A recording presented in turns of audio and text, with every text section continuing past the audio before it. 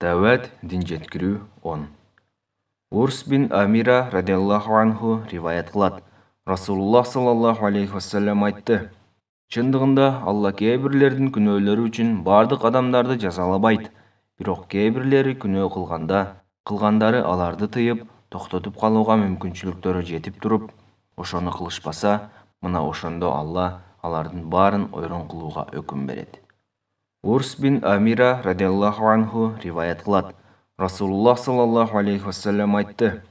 Чындыгында Алла кейбирлердин күнөөлөрү үчүн бардык адамдарды жазалабайт. Бирок кейбирлери күнөө кылгандары аларды тыйып, токтотуп калууга мүмкүнчүлүктөрү жетип туруп, ошону кылышпаса, мына ошондо Алла алардын баарын ойрон кылууга өкүм берет. Урс бин Амира радиаллаху анху риваят кылат. Расулуллах саллаллаху алейхи вассалам айтты. Чындыгында Алла кейбирлердин күнөөлөрү үчүн бардык адамдарды жазалабайт.